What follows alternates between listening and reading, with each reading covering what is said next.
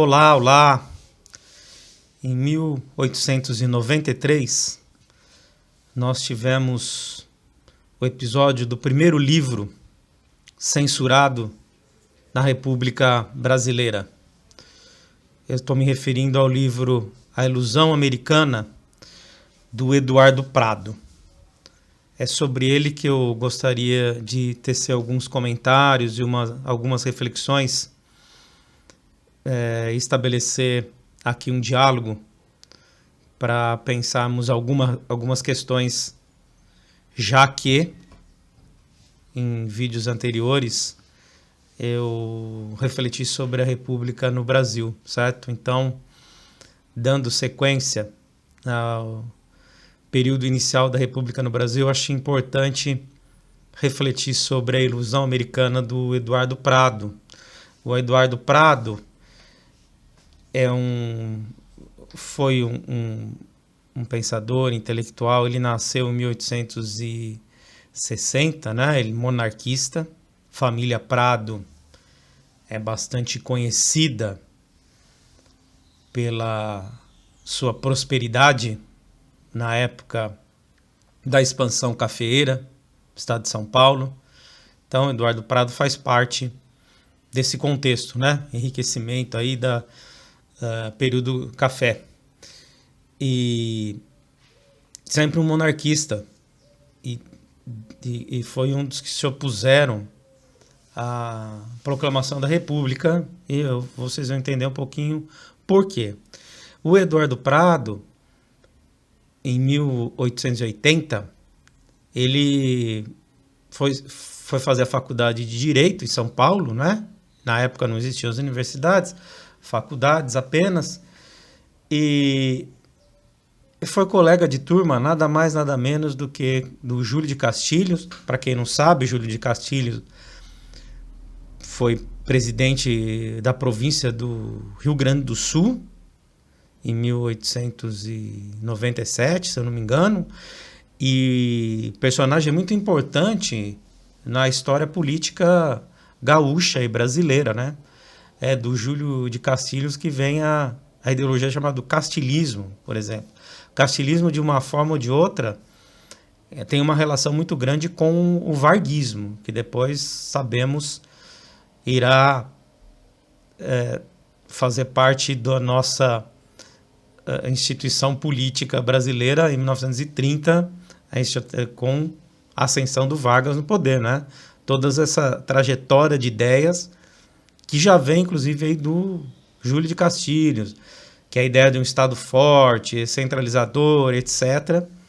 Então, ele foi ali colega do Júlio de Castilhos, assim como do Júlio de Mesquita, que se tornou o proprietário do jornal Província do Estado de São Paulo, né? E o jornal que existe até hoje, da mesma família Mesquita, né? E foi passando de geração em geração. É bem verdade que na época eram jornais que as pessoas organizavam, montavam, né? E muitas vezes tinha vários proprietários, e no caso aí do Estadão, o Júlio foi adquirindo, né? As partes dos outros proprietários se juntaram para fazer o jornal e acabou sendo depois proprietário. Então, eu estou dizendo tudo isso só para, primeiro ponto aqui, antes de entrar na obra, A Ilusão Americana, mas só para mostrar, ele também foi colega do Joaquim Francisco Assis Brasil, né, diplomata, etc., também bastante conhecido nos meios políticos e intelectuais. Um primeiro ponto, assim, que me parece, antes de entrar mesmo na obra, porque depois ele vai se radicar em Paris, em 1886, e aí tem uma casa lá e ali se transforma também num centro de confluência de pensadores, intérpretes, escritores, artistas, e lá frequentavam a casa do Prado, do Eduardo Prado, em Paris. Era frequentado pelo Eça de Queiroz, escritor, né? O próprio Joaquim Nabuco, Afonso Arinos, Rio Branco, né? Depois o Barão de Rio Branco, tem praticamente o Rio Branco que deu a referência para a política internacional do Brasil, né, depois no século XX, né, Barão de Rio Branco. Então, o primeiro ponto, me parece importante, é chamar a atenção, bastante, eu acho que impressionante, que ele era, claro, alguém abastado e fazendo parte de uma elite econômica que, por consonância, era de uma elite cultural também. Né? É importante aqui ressaltar o papel das elites, né? Como as elites elas estavam, porque ele vai escrever aqui, vai defender uma série de ideias, se posicionar politicamente, ser censurado, perseguido, foge. Né? De como havia um certo compromisso das elites em pensar o país, em pensar e agir o país. Certo, errado, bem ou mal, mas havia esse comprometimento. Eu me lembro aqui no canal, fazendo até um paralelo, uma ponte, né, de um vídeo que eu postei, não é sobre as elites brasileiras, um trabalho sobre as elites mais contemporâneas, norte-americanas, do leste, Christoph Lasch, a revolta das elites e a traição da democracia, como ele mostra que as elites, elas se abdicaram de pensar o público, essa relação, e sim se esmemaram nos seus próprios interesses. Largaram mão do público e pensaram apenas no utilitarismo privado, nos benefícios. Né? E é mais ou menos, primeira questão que fica é se isso também, evidente que aconteceu em outras regiões, não é só lá, mas quão gritante é essa diferença. Né? A gente olha para onde estão as nossas elites hoje, o que estão propondo, qual é o projeto de país, qual é a ideia de Brasil. Uma coisa muito nebulosa. A gente não vê com claridade, não vê a posição. Mas, enfim, ele morreu jovem, né? Como eu disse, não sei se eu falei, 1901, ele retornou, porque é o seguinte, monarquista, tal, se opõe à proclamação da República, escreve a Ilusão Americana, que eu vou fazer alguns comentários, a gente refletir junto, mostrando que é uma farsa essa ideia da fraternidade, que muitos achavam na época que os Estados Unidos, né, poderia ser aqui o guardião da América Latina, fraterna, unida e tal, e ele desanca essa ideia, ele acaba com essa ilusão, ao mesmo tempo que critica o ideal aqui no Brasil, né, republicano, imitativo de uma cultura que não tem nada a ver com a gente. E o livro, ele foi censurado nas primeiras horas. Assim, quando foi publicado na manhã, colocado a ver em 1893, ali depois de 2 horas, 1 hora estava censurado e recolhido os exemplares. Não tinha comprado, etc., foi recolhido e depois foi republicado 1 ano depois. No exterior é onde eu leio aqui, me baseio, a edição de 1894, inclusive com o prefácio do Rui Barbosa, né, mostrando essa ideia meio fajuta da fraternidade, porque estava muito carregada essa ideia de imitar o modelo americano, mas o próprio Rui imita, né, na configuração da Constituição, mas achando que criticando a ideia de que são nossos irmãos aqui, etc. Então, curiosidade é que ele morreu ali, depois retornou, tal. Ele é um dos criadores da ABL, Associação Brasileira de Letras, né, em 1897, e ele morre quando ele vai tomar posse no Instituto de História e Geografia, Instituto Brasileiro de História e Geografia. Em 1901 foi para o Rio tomar posse lá, contraiu febre amarela, que era uma doença da época. Vocês sabem que até depois teve a descoberta da vacina, a revolta da vacina no Rio de Janeiro em 1904, então naquele momento ainda não tinha, e ele faleceu então jovem. Então esse primeiro aspecto é é interessante, né, a gente pensar do papel que tinha as elites.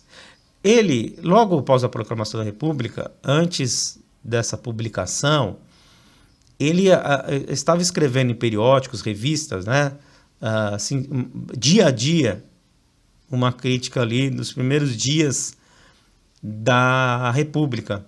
E isso também tem publicado hoje, né, foi reunido no livro Fastos da Ditadura Militar no Brasil.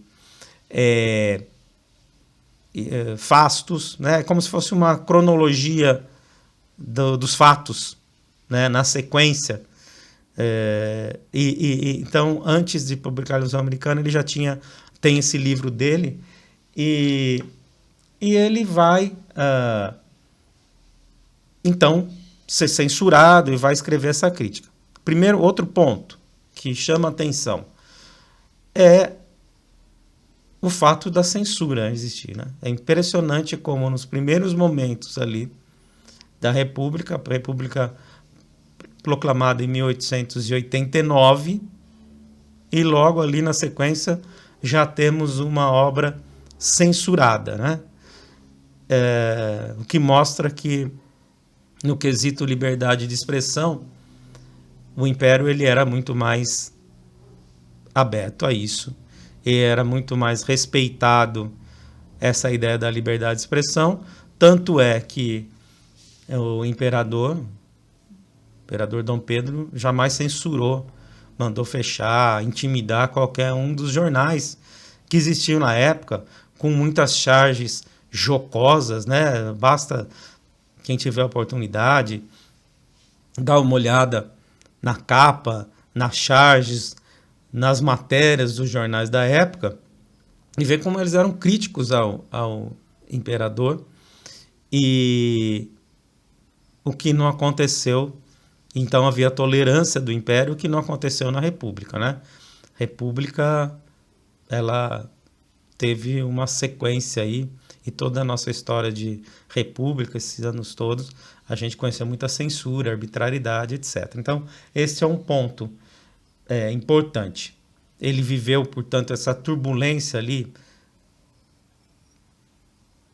dos momentos iniciais da República no Brasil. Aconteceram uma série de episódios, revolta federalista no Rio Grande do Sul, né?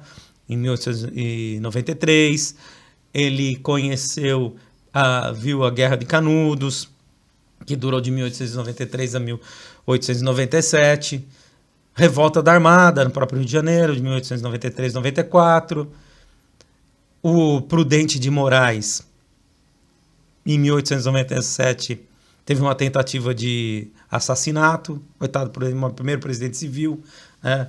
Não sei se... Não quero sair muito do livro, que vou voltar aqui, né? Mas o Prudente de Moraes, primeiro presidente civil, depois de ter pego todo esse período aí de regimes militares, floreando, governando como quase estado de sítio, né? Ganha a eleição, vai tomar posse, ele e um ajudante dele, na época, assim, o pessoal falava para ele, nem vai porque não vão dar posse para você, né?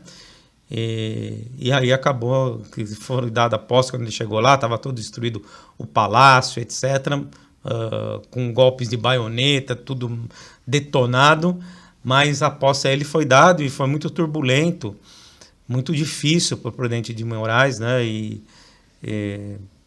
acabar o seu ciclo, né, de 4 anos, a eleição, e a própria população, ele acabou, virtude de todos os problemas que o país já vinha, que foi legado a ele, né, inflação e tudo mais, e só melhorou um pouquinho depois que ele sofreu essa sentada e sobreviveu, que a população começou a olhar com outros olhos. Se for dar um tiro de baioneta, e tinha uma medalha de Nossa Senhora, e ali acertou, e muita gente interpretou aquilo como um milagre, não sei, enfim, se foi, mas o fato é que ele sobreviveu, e aí ele, né, aí conseguiu ter um certo respaldo para terminar o seu mandato e tudo mais. Mas para o Eduardo Prado, a quartelada acontecida na República, qual que é o ponto principal? Ele já fala isso nas palavras iniciais, logo no capítulo 1, ele já mostra ali que o problema principal é a substituição de um modelo que estava arraigado já numa certa tradição, que foi substituído por um modelo que não tinha nenhuma relação com a gente. Então, nós tínhamos um país ético, tradicional, monárquico, católico, né? Toda essa tradição que vinha já até de Portugal, porque a visão é complexa, essa questão da colonização, né? Para muitos portugueses, o Brasil não era, em governantes, não era uma mera colônia. Muitos consideravam uma extensão do reino, né? Consideravam fazendo parte de Portugal. Então, de alguma maneira, a história brasileira ela foi atrelada a essa história, né? País, sei lá, monarquia, país de orientação católica, etc. Isso foi transplantado e foi arraigado aqui e foi criando uma tradição de país que, de repente, foi substituída por uma cópia mal acabada de uma república que não tinha nada a ver com a nossa, que era puritana, não era católica, né? Com outro ethos, com outro pensamento, com outro espírito, né? Calvinismo, muito mais propenso à questão do lucro individual, do individualismo, né? Do self, fazer por si mesmo, e tudo isso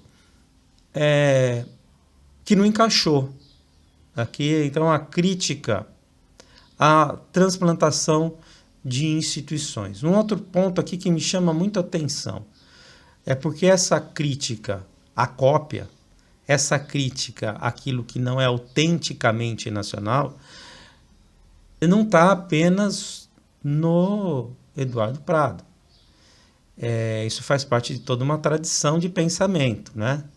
Tem vídeos aí no canal, Alberto Torres, Oliveira Viana, vai num crescente de pensamento no século XX, pensadores do ISEB, que Guerreiro Ramos, né? Vamos falar da inautenticidade, da cópia, precisamos buscar a nossa autenticidade, o que de fato o Brasil, primeiro, para construir um modelo institucional, tem que ter uma relação do que nós somos, a compreensão de nós mesmos, da nossa história, da nossa tradição, do nosso desenvolvimento.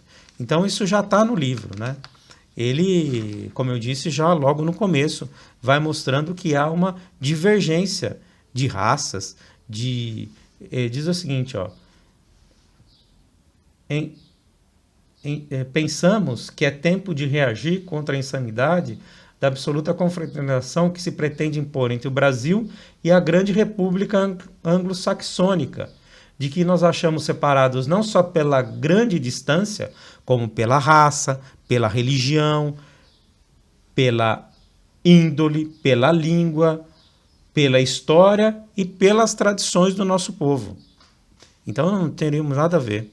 E ele, ao mesmo tempo que ele desmistifica essa ideia, né, que assim, dessa fraternidade americana com os próprios estadunidenses, né, os norte-americanos, ele também vai falando das nossas diferenças aqui na América Latina, né, que também não temos nada em comum, e os povos aqui também não histórias completamente diferentes. E aqui nós temos uma história de rivalidades, disputas, guerras. E ele vai mostrando essa rivalidade de um país com o outro. México com Guatemala com Nicarágua, Peru, Bolívia, Colômbia, Paraguai, Argentina contra o Uruguai, etc. Brasil, Guerra do Paraguai que aconteceu e tudo isso, né?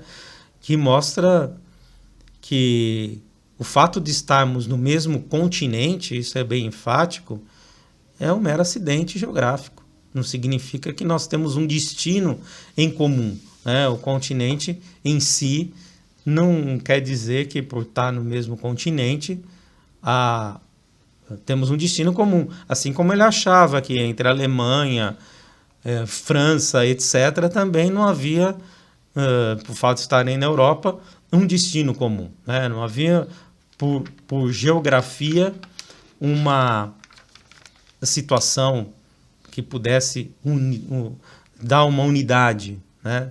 Então, essa é uma questão primeira levantada, e a gente vai aí avançando na leitura do livro. Esse livro, facilmente vocês encontram aí em PDF, já vasculhando, né? Biblioteca do Senado tem toda essa obra desses pensadores. Mas se alguém quiser, eu tenho até uma sugestão, se alguém quiser um comentário, eu acho interessante ler os autores, né, na fonte, mas esse livro aqui, Introdução ao Brasil, um banquete nos trópicos, é um livro, tem 2 volumes, organizados pelo Lourenço Dantas Mota. E o que é esse livro? É uma série de resenhas, de resumos, né, feito por especialistas de obras consagradas. Então, aqui nós temos, no volume 1, nós temos o comentário da Ilusão Americana, feito pela socióloga Lúcia Lippe de Oliveira, né? Que tem clássico, estudou, é uma autora consagrada do pensamento social brasileiro.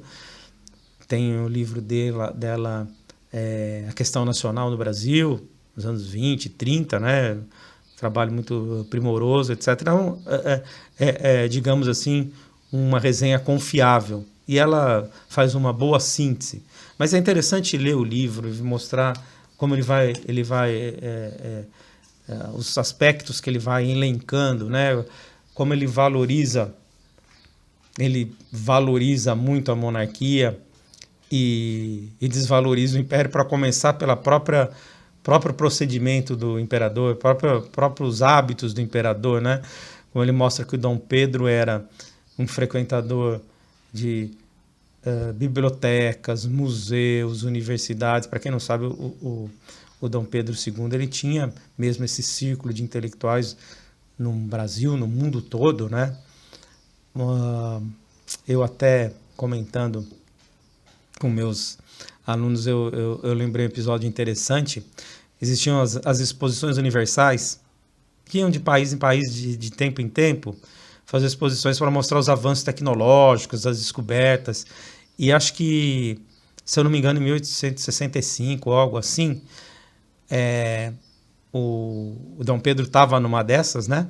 Ele era do círculo dos cientistas e tudo mais, e foi a primeira pessoa a falar alô no telefone. O Graham-Bell falou, fica lá, e ouve, falou, ouve aí, e ouviu, né? E aí respondeu, achou aquilo fantástico, fabuloso. Mas, enfim, episódios à parte, ele vai dizer, então substituiu todo o conhecimento, cultura aqui no sentido antropológico, né, de erudição, de arte, e foi isso substituído por militares que só frequentavam quartéis, acampamentos e fortalezas, né, que não tinham uma visão mais ampla da realidade a partir dessa perspectiva cultural, etc. Então, o Eduardo Prado entendia que durante o Império, um ponto importante, durante o Império, o grande feito do Império foi manter sob controle o caudilismo, que é uma expressão que se usa muito na ciência política, né?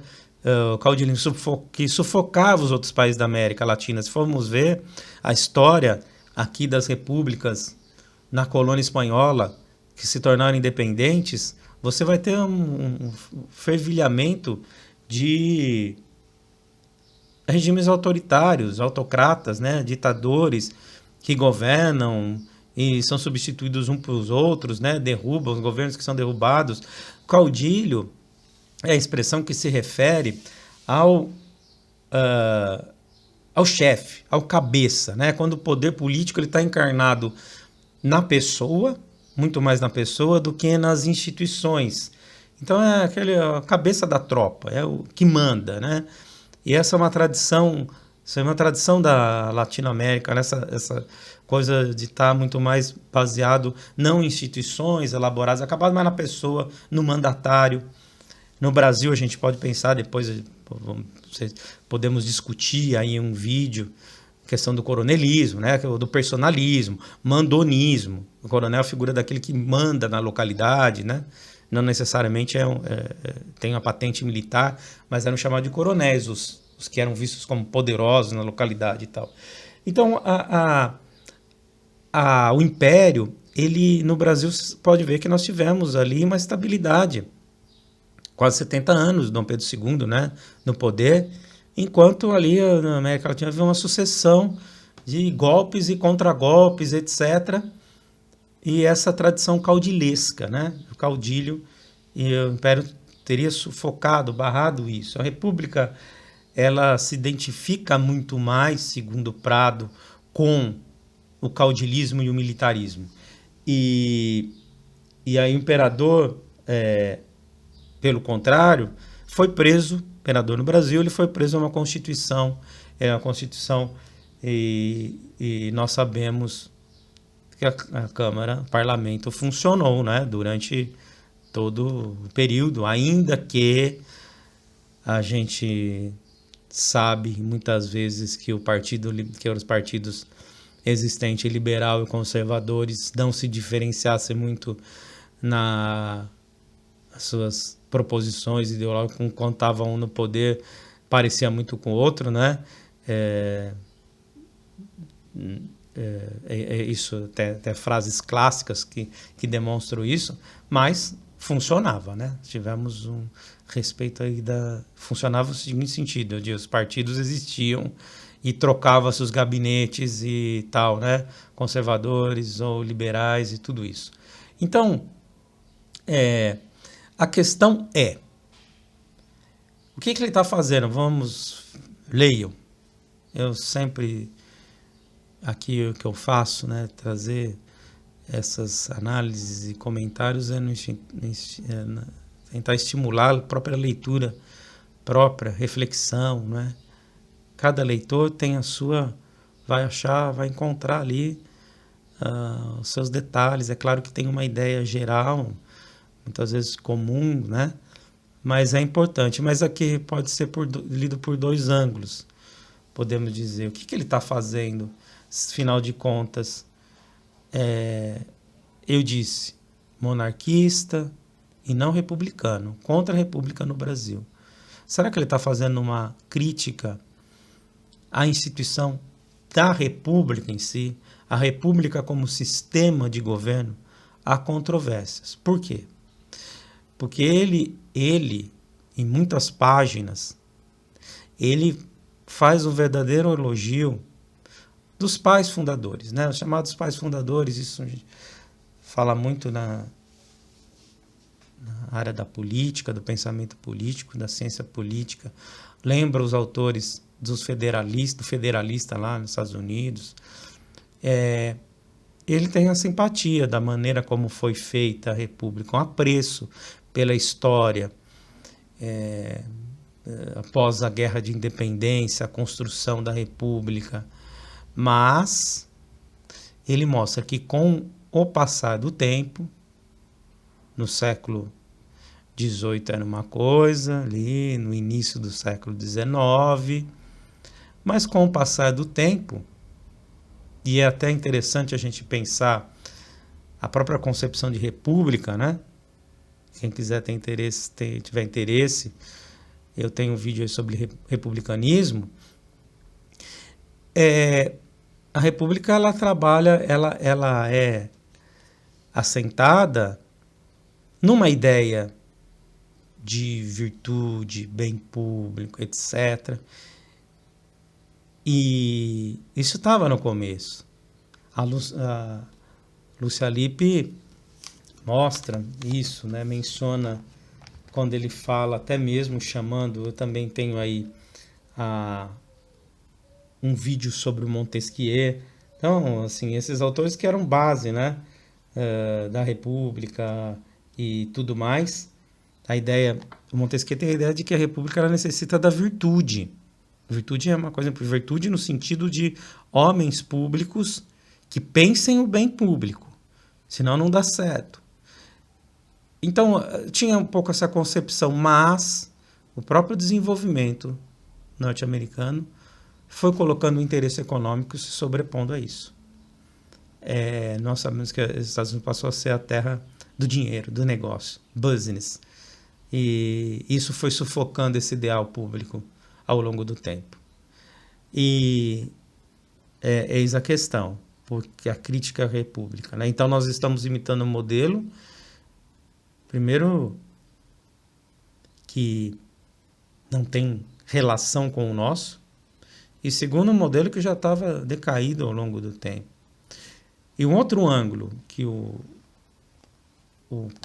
Eduardo Prado vai mostrando é que a crítica que ele faz aos Estados Unidos no seu quesito da política externa. A política externa, e nós sabemos, agora nós temos toda uma história. Eu até fui ao ler o Prado, como ele fala da América Latina, né? Eu fui rever um pouquinho esse livro, são vários volumes, História da América Latina, do Bettel, organizador Les Bettel. Quem quiser entender, esse livro é crucial, né?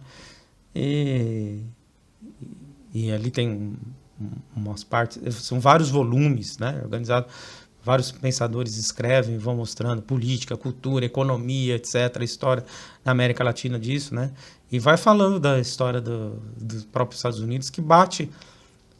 Ele não tinha toda essa elaboração histórica, conhecimento, né, documentação histórica para afirmar o que ele afirmava, mas, digamos assim, falando do imperialismo, que a gente é batida a palavra do imperialismo norte-americano hoje.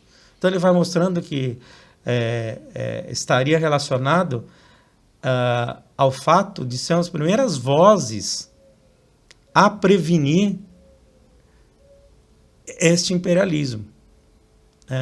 A nos mostrar que a ideia dos Estados Unidos era muito mais não de criar uma fraternidade americana, mas de controlar. Porque há uma questão chave aí, e ele menciona, né? Devem ter ouvido falar, em 1823, no início da doutrina Monroe, que também é uma discussão atual, porque agora dizem que, né, a doutrina Donald, sei lá, mas assim, que é a ideia da América para os americanos. Por quê? Os Estados Unidos elabora essa doutrina, né, América para os americanos, no sentido que logo após a queda do Napoleão, as potências europeias, elas, digamos assim,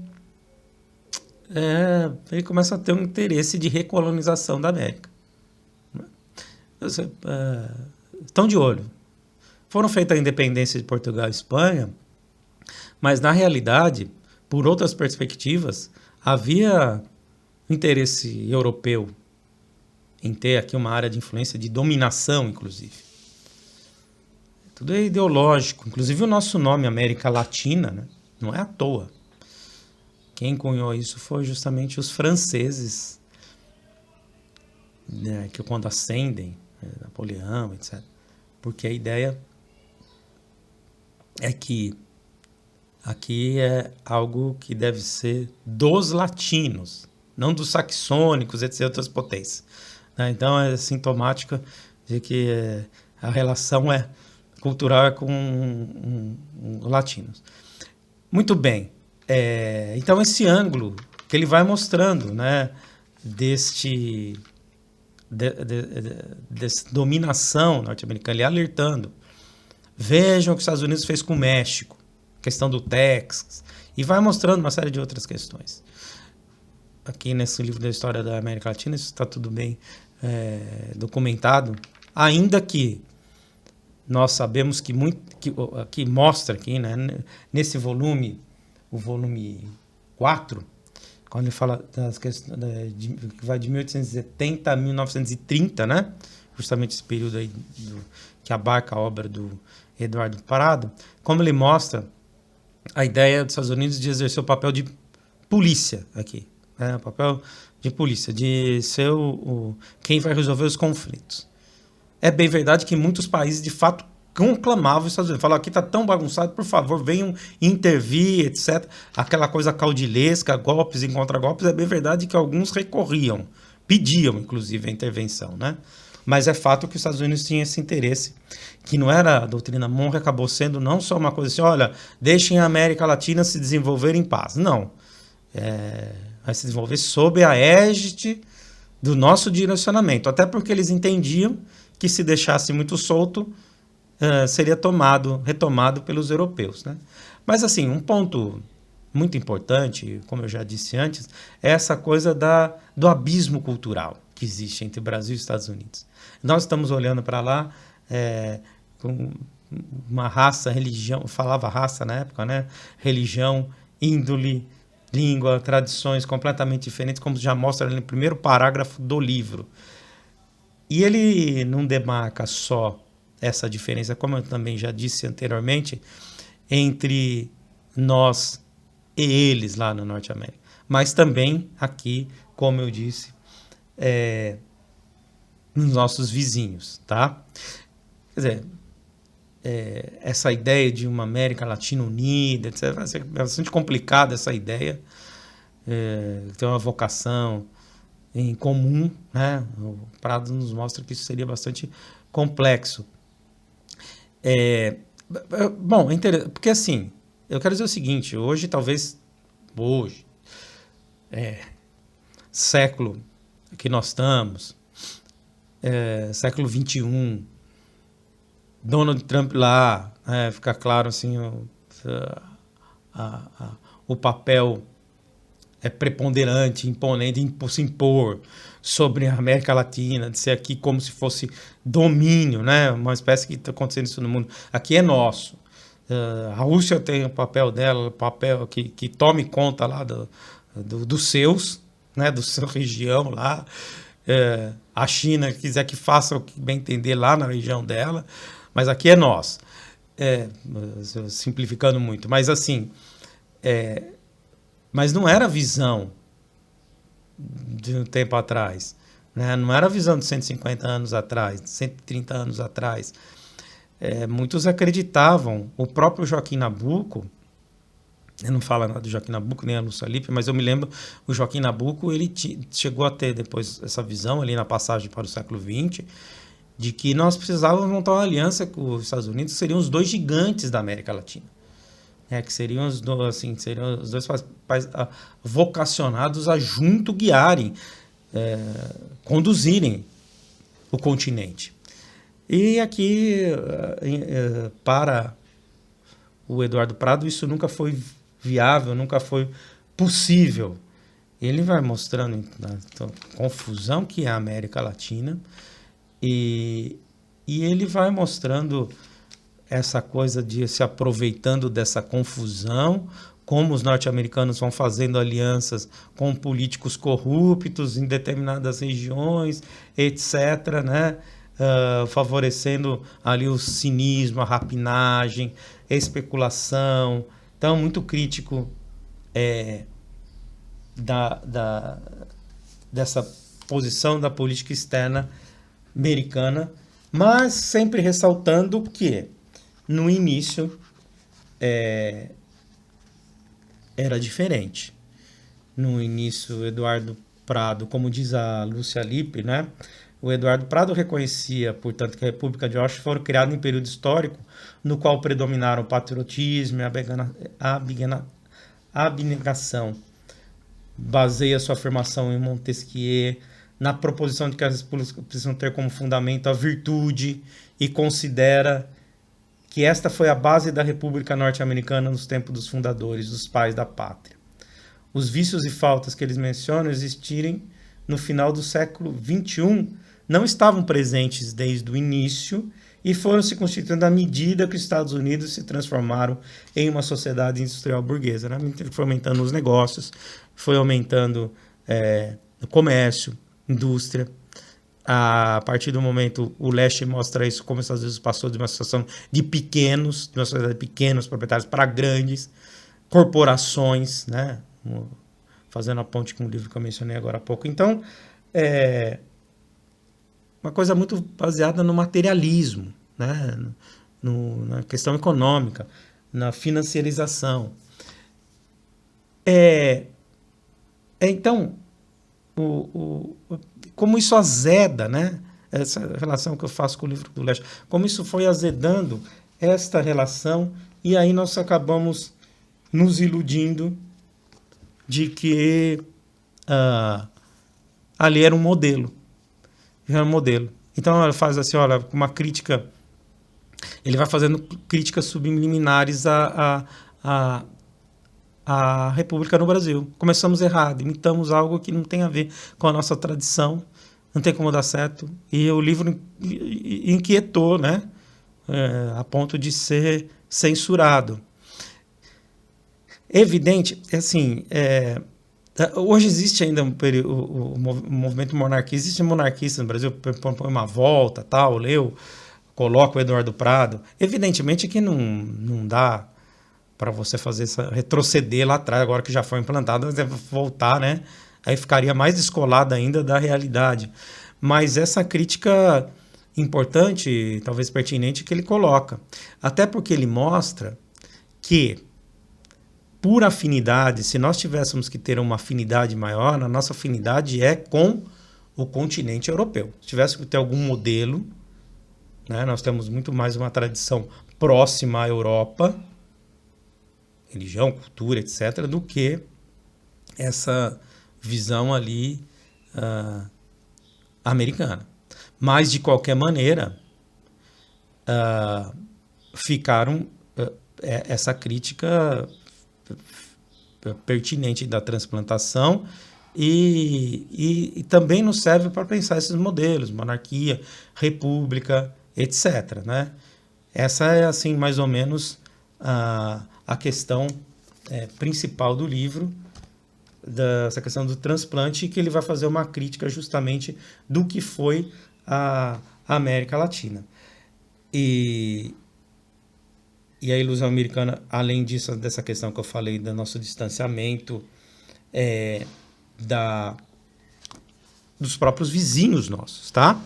Então, esses são pontos importantes. Depois, alguns outros autores vão trabalhar e também podemos pensar ali vídeos futuros, né? Trazer essa discussão, iberismo, americanismo, qual é o modelo que nós devemos buscar? O que tem mais a ver com a gente? Seriam duas tradições completamente opostas, mas o fato é que ficou essa crítica.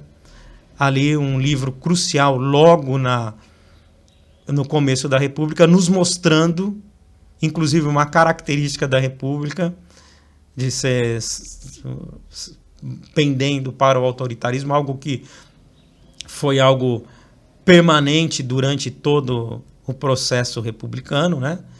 E é interessante, a questão aí da imprensa, né? Bom, não vou entrar nessa discussão da imprensa, porque onde eles escreviam? Na imprensa, jornais, etc., né? E todos, falei do Júlio de Castilho, era a forma de divulgar as ideias, defender as ideias. Até hoje nós estamos no Brasil numa república e que ainda parece ainda que isso é questionável por alguns. Ainda se questiona a questão do sigilo da fonte, etc., a exigência de diploma. Quer dizer, os jornais nunca foram isso, na realidade, para pessoas formadas. Os jornais eram maneiras de se escrever e se fiscalizar o poder, divulgar ideias. Foi assim que os jornais foram montados no passado, né? Desde a Revolução Francesa tinha os seus jornais lá, aqui tinha os jornais para divulgar ideias, etc. Não é algo de profissionais do jornalismo, etc., que é uma área do conhecimento, que não é uma área do conhecimento. Mas isso seria uma outra discussão. Mas o fato é que mostra ali, nós passamos um período de liberdade para um período de censura, etc. E toda essa questão do transplante de uma instituição, que depois podemos discutir, outros autores discutem, né? E que acabou na Primeira República, teve vida pouca, breve, né? 1930 acabou, mas aí a gente pode discutir isso em outros vídeos, tá? Obrigado, espero que tenha ajudado. Um abraço, até a próxima.